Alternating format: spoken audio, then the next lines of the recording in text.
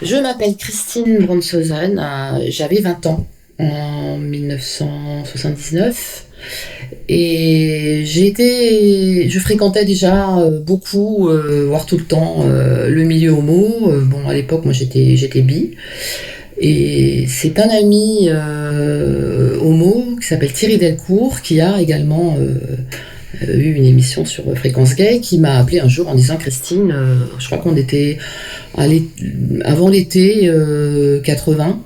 Christine, on est un groupe de gens, on est en train de réfléchir à un projet de radio, est-ce que ça t'intéresserait? Alors j'ai dit, c'est intéressant, mais moi j'ai jamais fait de radio. Il me dit, mais c'est pas grave, pratiquement personne n'a fait de radio, donc au contraire on cherche des gens que ça intéresse de participer à monter ce projet, à fonder cette radio. Et on cherche aussi des filles parce qu'on on est surtout, c'est surtout un groupe assez masculin. J'ai dit bah d'accord. Il me dit écoute, normalement à la rentrée, on fait une réunion, on va faire une réunion avec tous les gens que ça peut intéresser. Et puis voilà, t'en sauras plus à ce moment-là. Donc je crois, alors je pense effectivement que c'était en 80, j'ai des doutes, hein. Peut-être c'était un an avant, mais j'ai des doutes. Parce que moi je vous vois ça par rapport à l'élection de Mitterrand. En mai 81, le fait qu'on ait au début, on n'avait pas de fréquence attribuée officiellement, enfin dans mon souvenir, puisqu'on était radio pirate, puisqu'on a eu des descentes quand même de flics, etc. Après, hein, au début de la radio. Donc je sais plus, c'était 79 ou 80. Toujours est-il que donc en septembre, peut-être de 80, je me suis rendue à cette réunion. On était très nombreux, c'était une grande salle. Peut-être que c'était dans les locaux de Guépier, mais je sais plus trop. Et là, bon, il y avait Thierry. Et puis j'ai rencontré Geneviève Pastre, que je ne connaissais même pas de nom. J'ai rencontré mon futur partenaire de la première émission, qui s'appelait Kermit. Enfin, c'était son surnom, déjà même pas son nom de radio, son surnom tout court, parce il adorait les grenouilles. Et j'ai rencontré Marc Epstein. Alors je sais pas si c'est à cette première réunion après, mais enfin on était très très nombreux et tout le monde était complètement enthousiaste. Il y avait évidemment Patrick Auger qui était à l'initiative en tout cas un des fondateurs et surtout qui amenait le financement au départ pour l'émetteur, etc. Bon, il va y avoir déjà des techniciens et il y avait quelqu'un qui n'a pas du tout après été cité, je crois, ou très peu, je pense que je peux le citer quand même, qui s'appelait Marc Benamou. Non, Jean Benamou, pardon, parce que Jean Benamou, qui était quelqu'un un intellectuel qui réfléchissait beaucoup et qui était vraiment au niveau de l'âme de FG, qui était vraiment très important dans le démarrage de cette radio, dans ce que ça devait être, les fondements. Et donc lui, je le connaissais, je crois que je le connaissais d'avant. Donc voilà, cette réunion, c'était un foisonnement, c'était complètement enthousiaste, c'était complètement désordre aussi. Et alors après, je sais plus dans quel ordre se sont fait les choses, mais on a commencé à réfléchir. Il a fallu, puisqu'il y a eu une association qui a été montée, il a fallu créer donc il y a eu un conseil d'administration, il y a eu des listes. Et moi, si je me souviens bien, on m'a demandé d'être suppléante. Je sais plus de qui, hein, mais en tout cas, j'étais sur une des listes. Et puis, ben voilà, on a commencé nous à se réunir. Avec Kermit, on a sympathisé. On s'est dit de quoi on pourrait parler, parce que voilà, moi, lui, il était fan de BD, il avait une immense collection de BD, il bossait chez un libraire, un grossiste à Saint-Germain, et moi je me suis dit bon, je vais parler de quelque chose qui me passionne. Moi j'adorais le cinéma, et notamment le cinéma fantastique, et je me suis dit de toute façon on sera 2 puis 3 à faire l'émission, donc on aura 20 minutes chacun. Donc en 20 minutes je peux bien arriver sur une certaine durée à parler de cinéma fantastique, même si ça paraît pas évident de parler de cinéma à la radio, puisqu'on voit pas les images. Mais voilà. Donc on a mis en place cette émission avec Marc, qui lui apportait plutôt... il était surtout sur des événements culturels. En fait, c'était un peu des expos. Je me souviens, plus tard, il a interviewé Christo à l'époque de l'emballage du Pont-Neuf. Il a dû vous en parler. Donc on a démarré, moi je me souviendrai toute ma vie de notre première émission, donc évidemment au studio rue de Belleville. On s'est réunis avant, de mémoire c'était un dimanche après-midi, 17h je crois, il faisait pas très beau, parce qu'on a dû démarrer, je sais plus quel mois c'était, mais je crois que c'était plutôt en automne. en septembre, peut-être, ouais. Enfin, il faisait pas très beau. On avait évidemment le track. On devait avoir un technicien qui allait s'occuper de l'aspect technique, puisque nous, on n'y connaissait rien.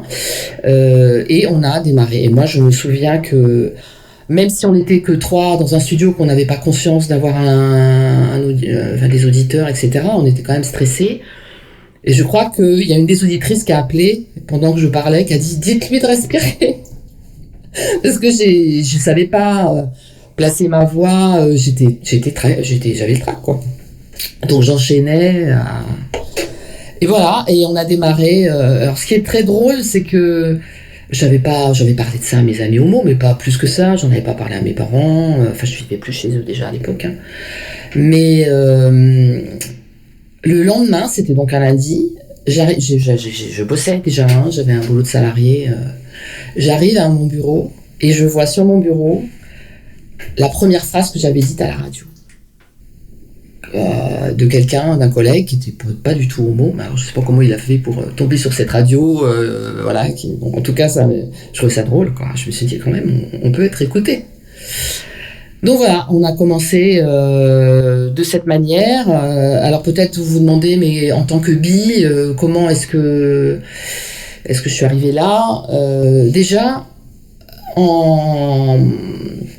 à l'époque, ils étaient quand même très intéressés d'avoir des filles, je crois qu'au démarrage, on n'était même pas 10% de l'effectif. Et moi, j'en connaissais pas d'autres qui faisaient des émissions. Ce qui se passe, c'est qu'on a très vite, comme vous le savez, très vite monté en puissance. On a été 40, 50, 100 jusqu'à 150. Et on connaissait pas tout le monde, puisqu'on venait pour notre émission, on voyait les gens qui faisaient l'émission d'avant, le créneau d'après.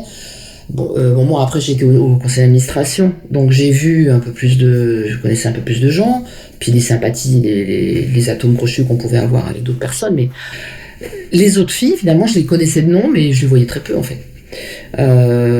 Et donc moi, je suis arrivée là parce que même si à l'époque les billes, moi je ressentais quand même, les bis n'étaient pas vraiment bien considérés par les homos. C'était comme si c'était des traîtres un peu, parce qu'ils étaient pas franchement, ils franchissaient pas le pas, ou je sais pas. Mais bon, c'était pas, moi j'ai jamais eu de problème avec ça, Et puis moi, mes sujets d'émission, je parlais pas de l'homosexualité ni de la sexualité des gens, je parlais du cinéma fantastique, donc c'était très gommé, voilà. Et quant à donner mon nom, j'ai jamais pris de pseudo, j'ai jamais eu ce besoin. Moi j'assumais totalement qui j'étais. J'ai un nom long, ce qui fait que les gens, en plus, imprononçables, donc les gens sont très vite, ont très peu prononcé, à part ceux qui y arrivaient. Donc j'étais Christine, voilà, à l'antenne j'étais Christine, et ça posait pas de soucis particuliers. Donc voilà, en ce qui concerne les démarrages, je crois qu'on a dû faire cette émission à 3 pendant... alors ça s'appelait... je crois que ça s'appelait Météore. On a appelé ça Météore au départ. Après, je me souviens que Marc, je sais plus au bout de combien de temps, Marc est parti vers d'autres choses. On a animé l'émission avec un troisième homme qui s'appelait Jean-Louis, je crois de mémoire, mais qui n'a pas resté très longtemps. Et puis on a trouvé un autre qui s'appelait François. Alors là, je ne dirai pas son nom parce que je ne sais pas s'il le donnait à l'antenne.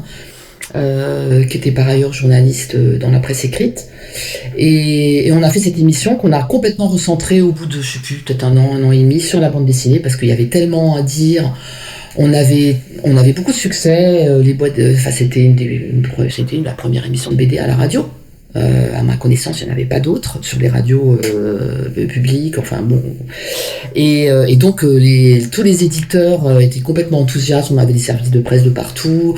On a eu énormément d'invités tout de suite, des gens célèbres du monde de la BD.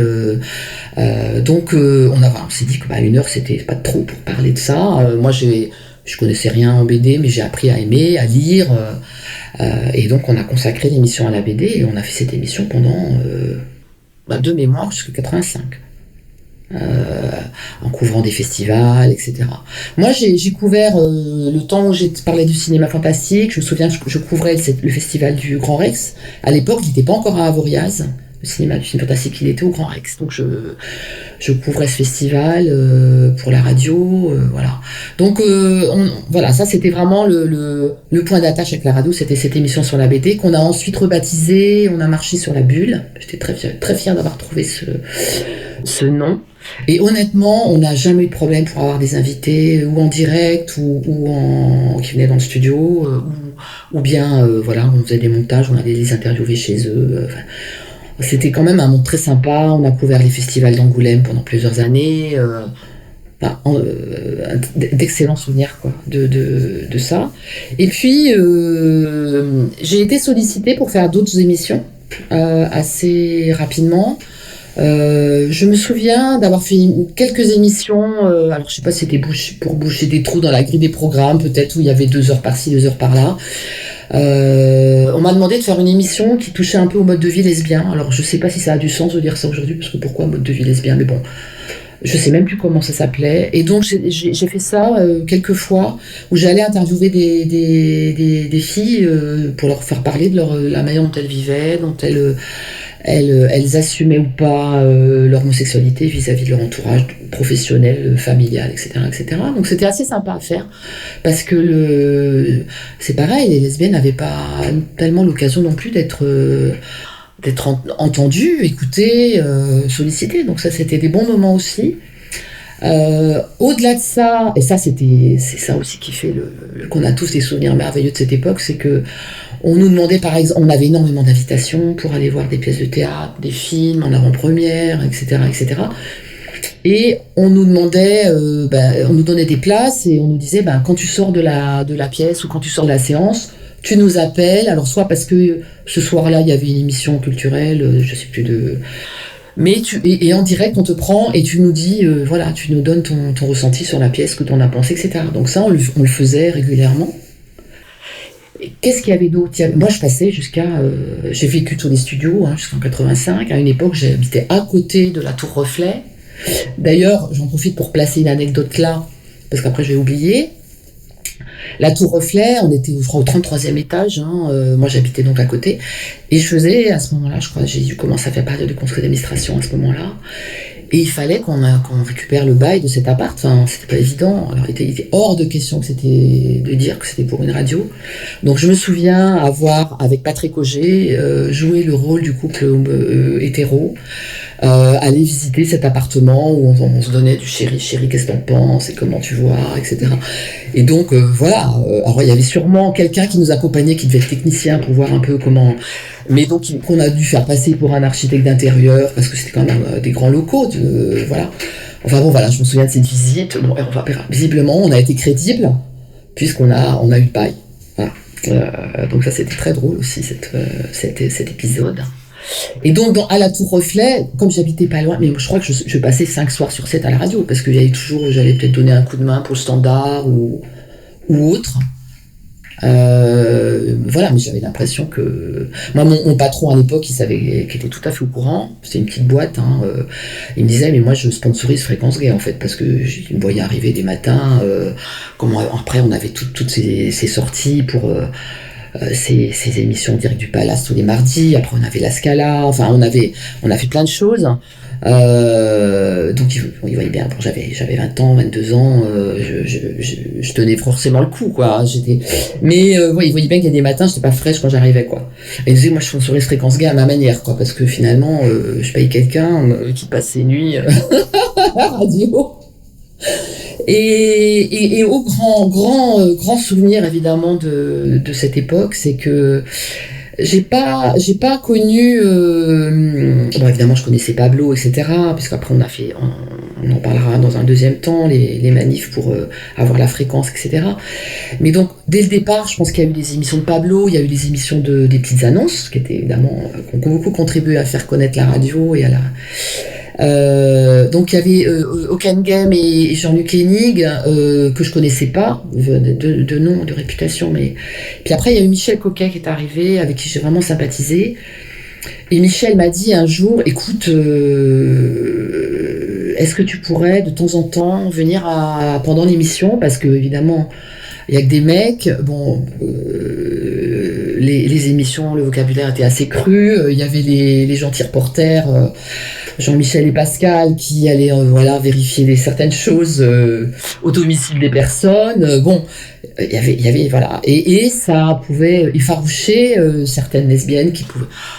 Enfin, moi, à mon avis, à tort, on pensait qu'elles étaient toutes fleurs bleues et pas très sexes, mais moi, je pense que c'était une connerie, hein, parce que je pense qu'il y avait toute la gamme de représenter chez les lesbiennes aussi. Mais ils m'ont dit, si t'étais dans le studio, ce serait quand même plus facile, peut-être, que d'entendre une voix féminine, elles appelleraient. Et effectivement, elles ont commencé à appeler, à tel point en définitive, on m'a confié une tranche horaire de 2 heures de petites annonces lesbiennes ou bi ou autres, hein, mais de 2 heures. Et c'était quand même la tranche horaire du vendredi de 20h à 22h, juste avant Patrick Rognon.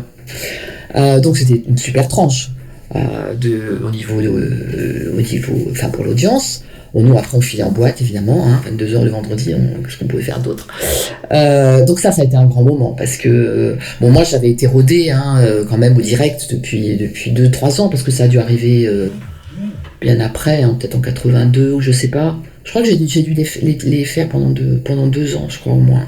Et là, c'était quand même du direct pur et dur, c'est-à-dire avec des personnes qui appelaient, qui étaient pleines de trac, donc parfois qui buvaient 2-3 bières avant de passer à l'antenne, donc qui avaient complètement bourré à l'antenne, donc fallait quand même les faire parler, les mettre en valeur. Enfin, moi, mon point de vue, c'était que je sais que ça n'a pas toujours été le cas. Bon, Michel, il jouait quand même un peu sur sa personne, c'était un peu la star, quoi.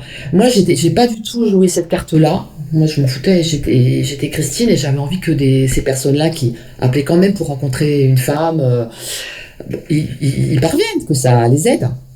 Donc j'étais assez en retrait. Enfin, je les faisais parler, quoi. Je les mettais en valeur et j'étais épuisée, hein. C'était vraiment du direct. Je vous dis, avec des personnes quelquefois qui savaient pas aligner 2 mots parce qu'elles avaient le trac, parce qu'elles n'étaient pas habituées. Donc essayer de les faire parler d'elles, etc. Donc c'était épuisant, quoi. Je sentais de là, j'étais épuisée de ces 2 heures de direct, mais c'était des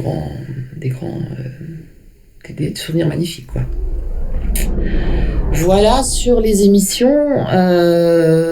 Donc l'animé, l'aspect technique de ces émissions, je crois que très vite on avait quelqu'un qui nous aidait. On avait aussi extrêmement important pour les petites annonces 2 filles qui sont proposées de faire le standard parce qu'il fallait vérifier. On les rappelait. Enfin, il y avait tout un protocole. Il fallait vérifier que c'était pas des canulars, etc. Donc et puis il fallait faire le tri aussi. On pouvait pas passer tout le monde. Donc sur ces aspects-là, c'était assez simple. Moi, jamais me rappelle pas de difficultés particulières.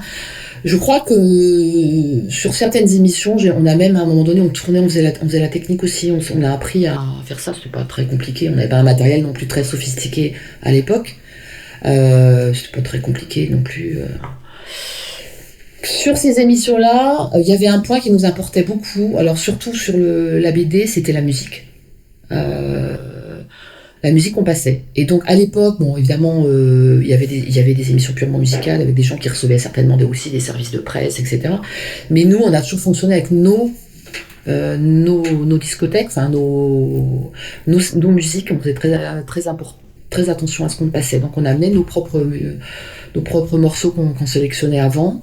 Même les petites annonces aussi, je crois que c'était des morceaux que j'amenais.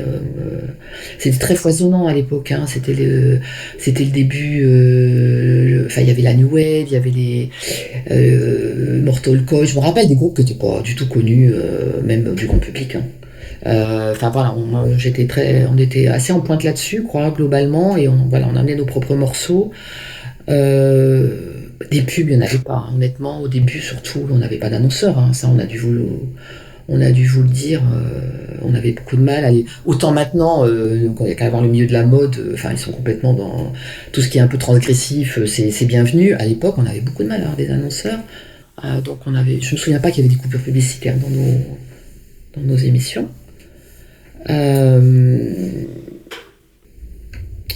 Alors, de quoi je pourrais parler aussi par rapport aux émissions. Oui, donc quand j'ai fait des émissions de petites annonces, j'ai aussi à plusieurs reprises, mais je me rappelle au moins d'une fois, où j'ai proposé d'animer une soirée en direct du Katmandou. Alors Katmandou, c'était la boîte mythique de filles. Après, il y en a eu d'autres, hein. Il y a eu dans le désordre, il y a eu le Pulp notamment. Mais ça, c'était plus tard, je crois que j'avais dû arrêter Fréquence Gay. Mais je me souviens très bien d'avoir proposé à Elula et je sais plus comment elle s'appelait. Elula, c'était un peu l'hôtesse, quoi, hein, hyper connue, hyper médiatisée. Mais il y avait, je sais plus comment elle s'appelait, la patronne en fait. Hein. Mais enfin, elles ont accepté tout de suite. Et je me souviens que je leur ai proposé de contacter Marie-France, qui était quand même une icône gay à l'époque, hein, pour qu'elle vienne chanter une ou deux chansons. Donc ça s'est fait très très bien. Donc on a fait une émission en direct du Katmandou. Quoi d'autre en termes de direct? Les directs des festivals d'Angoulême, et puis je crois que c'est un petit peu tout. Alors moi, ce qui me faisait énormément plaisir, on s'éclatait, c'était toutes les fêtes qu'on a fait pour récupérer effectivement de l'argent, hein, parce qu'on avait nos moyens de vie, c'était des cartes d'auditeurs, parce qu'on avait quand même beaucoup d'auditeurs, et c'était les fêtes qu'on faisait. Donc au cirque d'hiver, je me demande si on n'a pas fait une à la mutualité aussi.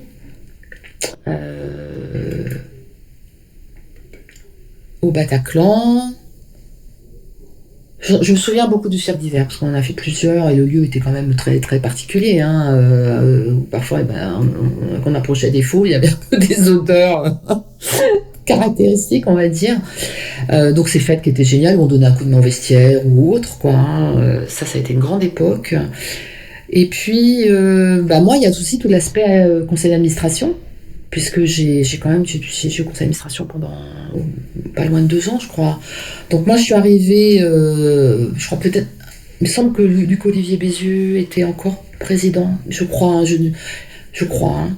Et après, évidemment, l'époque où Geneviève a été présidente, donc moi j'étais une Geneviève que je connaissais donc pas avant, mais dont je suis devenue une amie intime, hein, parce que j'ai continué à la voir après Fréquence Gay, jusqu'à son décès d'ailleurs. Hein. Et donc le secrétaire général, c'était Didier Varro, le trésorier. Alors quand Marc était trésorier, je crois que j'étais pas au conseil d'administration. Je sais plus qui était trésorier quand moi j'y étais, mais je me souviens, on faisait beaucoup de réunions chez Geneviève, parce qu'elle habitait à l'époque en face de l'abbaye de Cluny, à Saint-Germain, donc c'était super. Enfin, on a des réunions géniales. On en a fait une aussi, je tiens à le citer parce que c'est quelqu'un que j'ai pas connu longtemps, que j'ai découvert, René Brunel, hein, qui habite dans le 20e. Je me souviens d'une émission, d'une réunion chez lui. Alors René Brunel, qui est décédé malheureusement du sida pas longtemps après. Bon, lui, c'était adepte du cuir, etc. Bon, moi, j'ai découvert un petit peu tous ces milieux, parce qu'en tant que membre du CA, etc., on avait quand même un peu nos entrées dans des boîtes non mixtes. Je me souviens que Geneviève était allée rue Keller, voilà, on regardait un peu quand même c'est qui ces filles. Et le dépôt n'existait pas encore, hein, donc bon. Et alors, je me souviens, on arrive chez René, donc il avait une mezzanine, et il nous fait visiter son appart.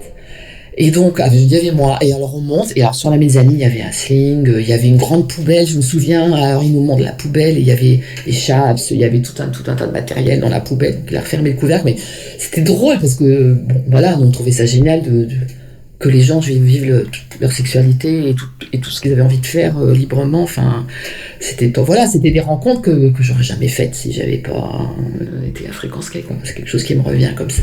Donc le conseil d'administration, ça a été une belle époque, on était très soudés.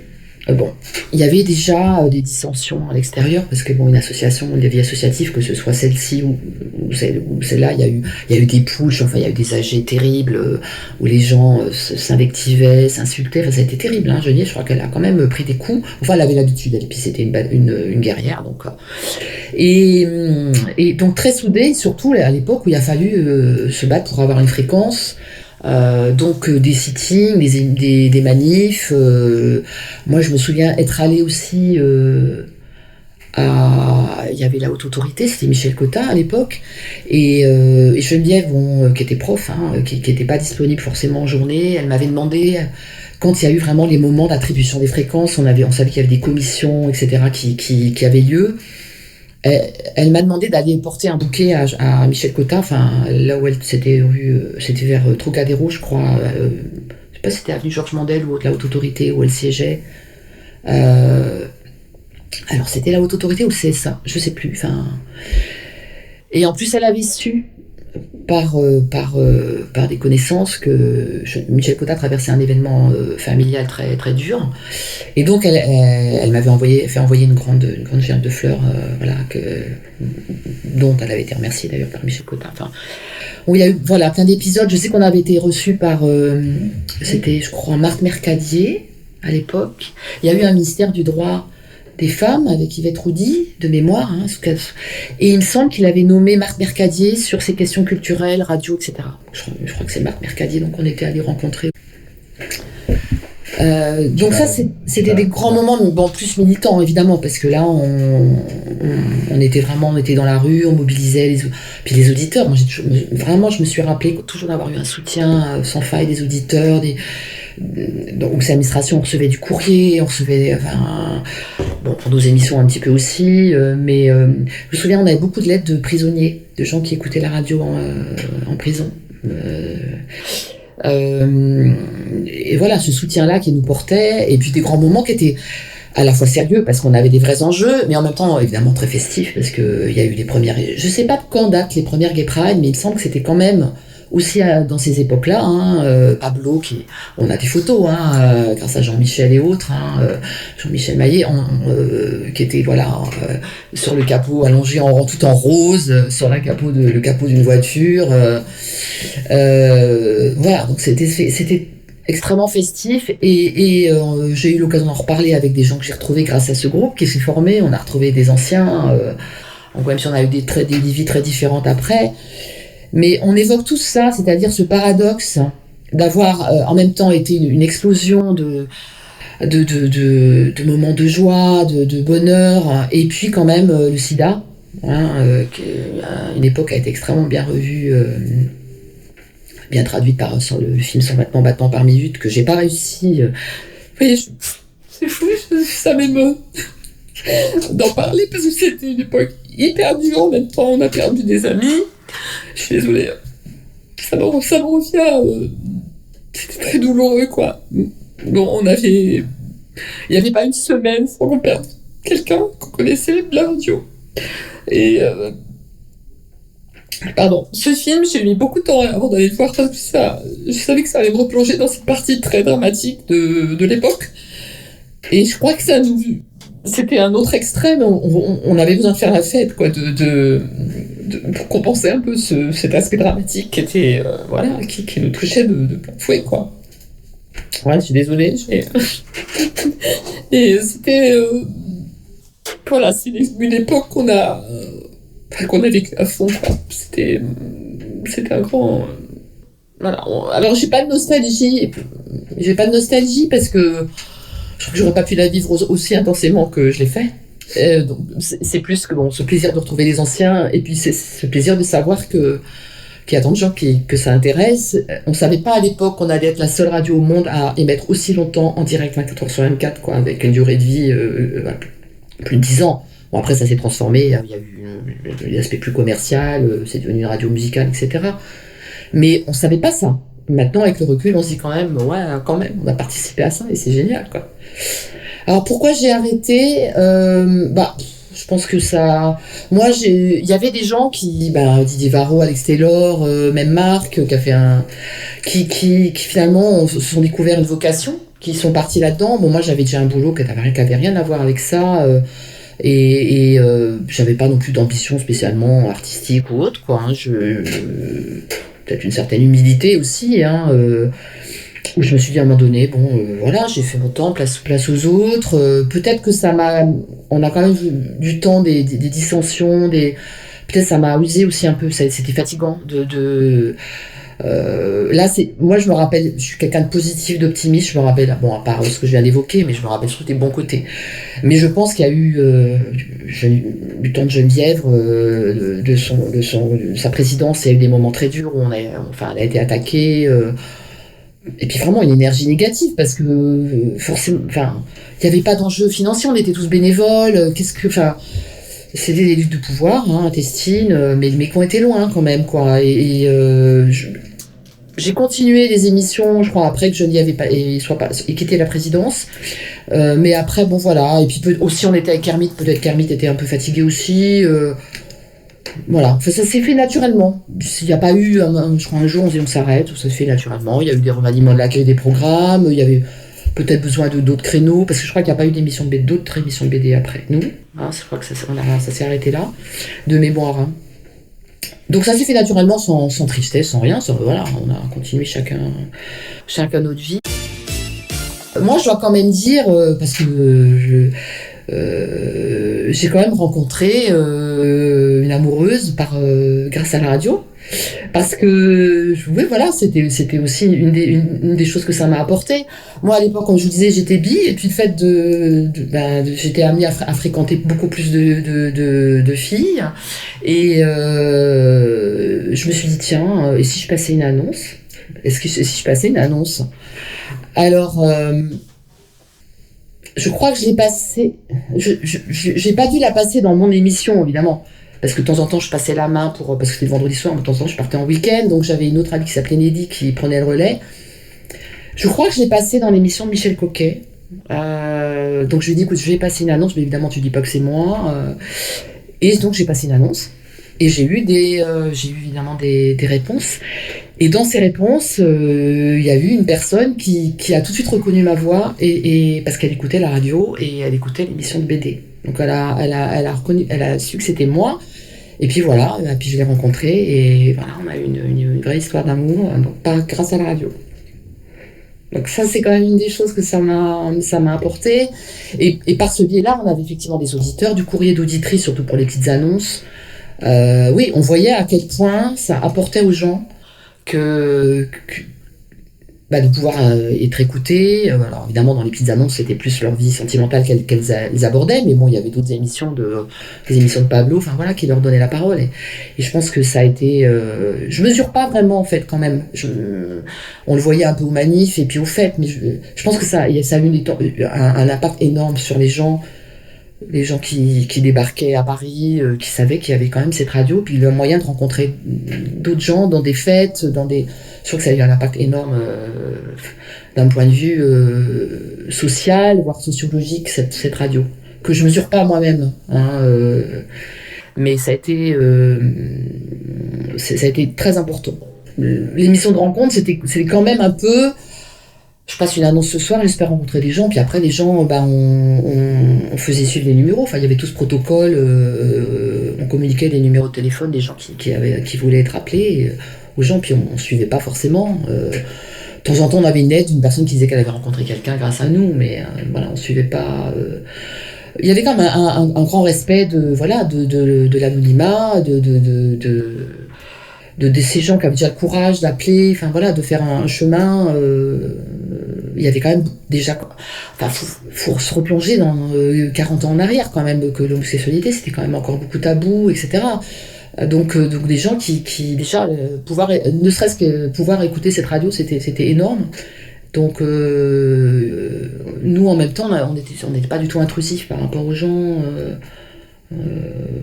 Donc les rencontres, c'était voilà, surtout les fêtes, etc. Alors moi, ce que j'en ai retiré, déjà beaucoup de fun, hein, beaucoup de plaisir, beaucoup de... un aspect militant, forcément, enfin, de cette couche. Enfin, moi, je vous dis, depuis que j'avais 18 ans, en fait, hein, je fréquentais des homos, et moi, j'ai toujours... pour moi, ça a toujours été évident, ça a été même... Après, dans tous les cercles professionnels où j'ai été, de pas du tout cacher cet aspect, de défendre la cause gay. Enfin voilà, à l'époque, c'était quand même, tout le monde ne le faisait pas, hein, de mettre le sujet sur la table, d'être limite provoque dans les enfin, parce que par rapport à la radio, pour moi, c'était important qu'elle vive, qu'elle se développe, qu'elle ait une audience. Alors j'ai gardé des traces longtemps. J'avais gardé des choses, des traces papier que j'ai donné tout de suite. Hein.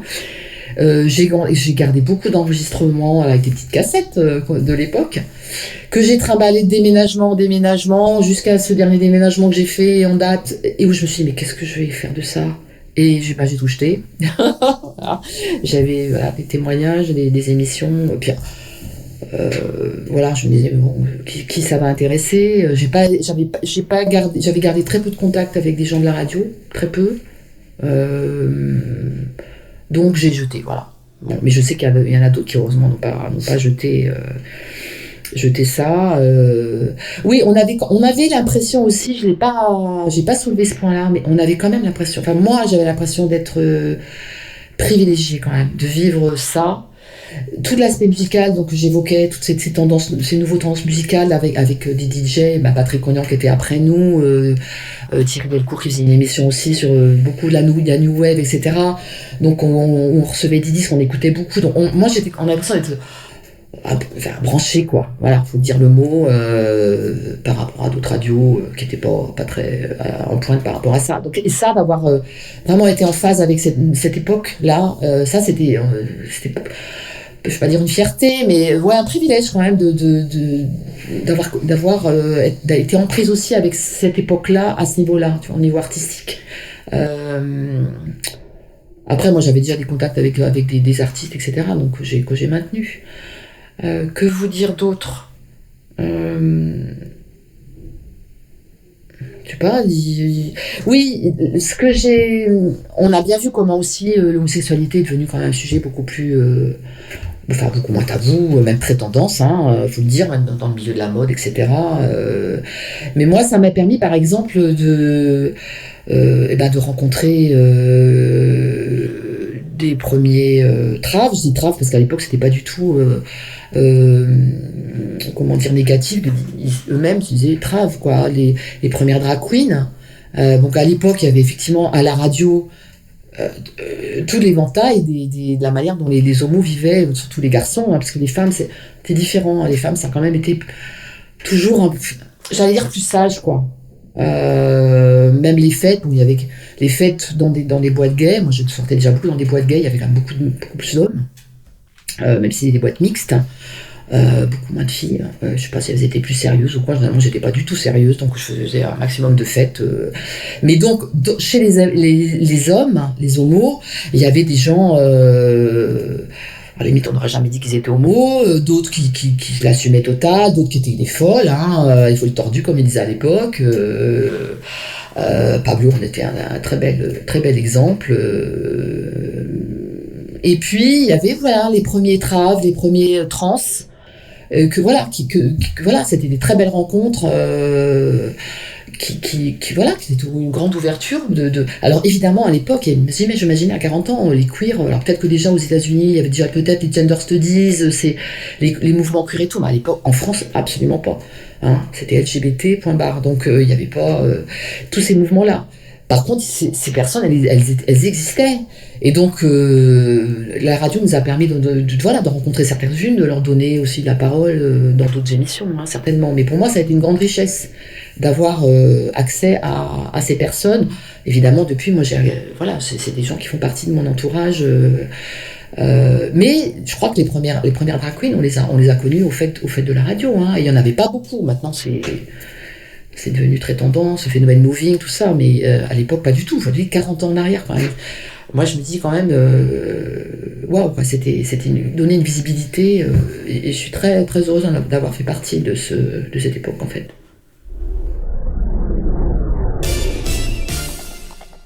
Alors, la publicité est effectivement, j'allais dire, statutairement interdite. Mais moi, je me souviens que dans les conseils d'administration, on évoquait évidemment la partie financière, hein, parce que même si on était tous bénévoles, il y avait des frais, il fallait payer le loyer, il fallait payer le matériel, les micros, enfin, un certain nombre de choses. Nous, d'ailleurs, je fais un aparté, je sais plus, quand on avait nos invités dans l'émission de BD, qui était à 21h, je crois, pendant un moment, on les invitait au resto, on les rencontrait avant, on les invitait au resto pour créer le contact, etc. On a toujours, on n'a jamais eu une note de frais, on les invitait, on payait et on les invitait au resto sur notre budget. Enfin, pour nous, c'était évident. Bon, on était 3 à faire l'émission, donc on divisait par 3, mais donc cette question financière, en tant que membre du conseil d'administration, elle était prégnante. et on l'abordait régulièrement. Et donc, quel moyen de subsistance? Donc, les fêtes, les cartes d'auditeurs, mais parfois ça suffisait pas. Et on essayait, mais comment est-ce qu'on peut avoir des financements? Je me souviens, ça a dû déjà être évoqué dans des entretiens, que Pierre Berger nous a donné de l'argent. Alors combien?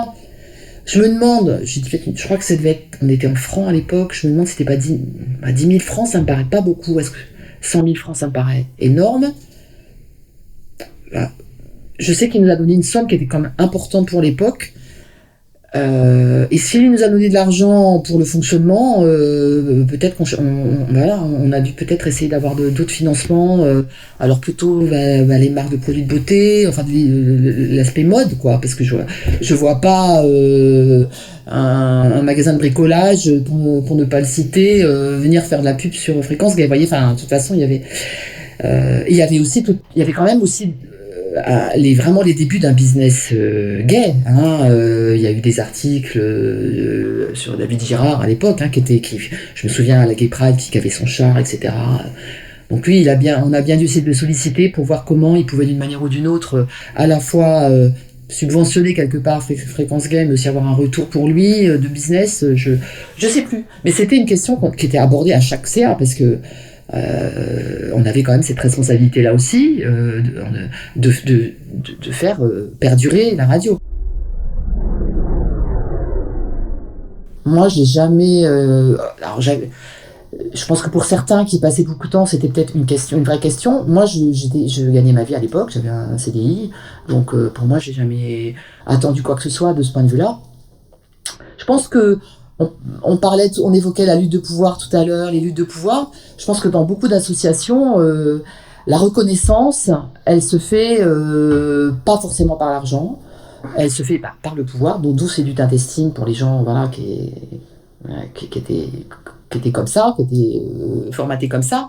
Mais nous, elle se faisait quand même par le fait qu'on avait des auditeurs, qu'on recevait du courrier. Enfin, moi, honnêtement, je vous parlais de petites annonces où moi j'avais plutôt une posture de retrait. Pas du tout de star, c'était Christine qui animait les PA, pas du tout, j'ai jamais joué là-dessus. Mais il y avait cette forme de reconnaissance qui était d'être passé à l'antenne quand même, c'était exceptionnel. Et puis de savoir qu'on avait des auditeurs par le courrier, par les rencontres aux fêtes, etc. Donc moi, la question du bénévolat et de tous les gens que je connaissais, ça n'a jamais posé question. Par contre, j'imagine qu'il y avait des gens qui s'occupaient du standard pendant un certain nombre d'heures, peut-être qui étaient étudiants, enfin il y avait des jeunes qui n'avaient pas de boulot, peut-être que la question se posait, mais enfin, je me souviens pas, en conseil d'administration, avoir évoqué cette question de salariés des gens, je me souviens pas, des permanents ou autres, même ou des techniciens, pour moi c'était pas une question essentielle. Parce que des bénévoles, on avait un turnover, mais on était très nombreux. Il y avait tout le temps des gens qui demandaient qu'à venir faire le standard, qu'à donner un coup de main. Enfin, pour moi, il n'y a jamais eu de problème de ce point de vue-là. Faudrait demander, je vous cite, Hervé Catalan, qui lui avait la tranche du matin, 6-9, qui était là tous les matins. Lui, certainement qu'il avait plus d'infos là-dessus sur le fonctionnement, parce que il avait besoin d'un standardiste, etc. Donc, comment est-ce que ces questions-là sont posées? Mais pour moi, personnellement, c'est jamais posé, et je trouvais ça plus sain. Ah oui, Geneviève, elle a, sans conteste, à l'époque, en termes de visibilité, d'abord elle assumait totalement son engagement, alors qu'elle était prof, donc c'était pas...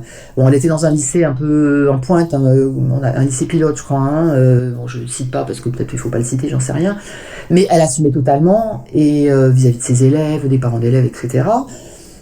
C'était un lycée en région parisienne, c'était pas à Paris, et donc c'était pour moi, à l'époque, c'était quand même une grande voix de la communauté homosexuelle. Et parmi les femmes, il n'y en avait pas énormément. Alors, il y avait l'aspect radical. Donc là, je vais peut-être me faire les ennemis, mais bon, c'est pas grave. Parce que quand je disais qu'il y avait très peu de femmes à la radio, 10%, dans cette tranche-là, enfin dans ce pourcentage-là, il y avait des radicales. Bon, moi, j'ai jamais été radicale, vous imaginez bien. Alors, oui, vous imaginez, moi, j'étais des rétro satanas, c'est certes pour elle, qui, quand elles faisaient leurs émissions, ne voulaient pas avoir un homme dans le studio. Ça, je me souviens très bien. Même, enfin voilà, c'était 100% féminin, c'était non mixte. Moi, ça me paraissait une hérésie. Et Geneviève, dès le départ, elle a toujours été pour la mixité. Alors ça, c'était très clair. D'ailleurs, elle s'était pas fait des amis non plus. Vous voyez, même on était 10% de femmes, donc je sais pas combien, on est au départ, on était peut-être 15. Et dans ces 15-là, il y avait déjà des tensions, en fait. Hein. Bon, moi, j'ai jamais,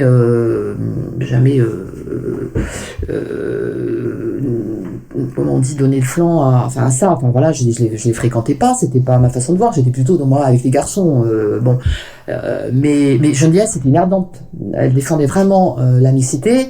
À la présidence, elle l'a défendu aussi, et c'était, bon, Geneviève, elle était prof, mais elle était philosophe, elle était comédienne, elle était autrice. Hein. Moi, j'ai tapé un de ses manuscrits. En plus, c'était un manuscrit, c'était L'espace du souffle, sans ponctuation. Alors, vous imaginez bien, j'ai tapé à la machine sur les vieilles IBM de l'époque, j'ai tapé son manuscrit, quoi. Hein. Donc, voilà, autrice, poète, enfin poétesse, c'était vraiment une figure. Elle est passée chez José Arthur. Moi, je me souviens être allée à l'enregistrement de l'émission. Quand ils avaient besoin d'une voix de femme lesbienne, c'était Geneviève qu'on allait chercher. Donc, elle était connue quand même des médias, etc. Elle a d'ailleurs assez mal vécu, parce qu'à l'époque, ou peu après, elle a monté une maison d'édition, les éditions Geneviève Pastre, que de se faire boycotter tous ses bouquins. Hein. Par les médias, que ce soit Libération, que ce soit Le Monde, où elle connaissait des gens qui avaient des rubriques, et pour certaines c'était des lesbiennes, de se faire boycotter et de jamais avoir eu le moindre soutien. Donc voilà, moi je lui rends vraiment hommage d'avoir... enfin, elle donnait tout son temps, quoi. Hein, quand elle était présidente, elle laissait chez elle, et puis toutes ces réunions... quoi. Tout ce temps quand on était en train d'essayer d'avoir la fréquence, puis on a eu des avocats à une époque, parce qu'il y a eu, je sais plus dans le détail, mais on a eu des avocats, on avait des, je sais plus quelle poursuite il y a eu, mais enfin il y a eu des choses assez dramatiques où il fallait qu'on se défende. Donc, je pense qu'elle a même dû y être aussi de sa poche, hein, probablement, parce que je sais pas qui c'est qui payait les avocats, même si certains se sont pas fait payer, mais voilà, elle a un engagement sans faille et une joie. C'est quelqu'un de gai, je veux dire, c'est très joyeuse. Enfin, elle riait de tout. Elle était pour elle, il n'y avait pas de tabou. Elle accueillait tous les mouvements. On parlait un petit peu de tous ces particularismes dans la mouvance gay. Elle était ouverte à tout ça. Enfin, c'était une femme incroyable, quoi. Donc j'ai été très heureuse de l'avoir pour amie, de la fréquenter.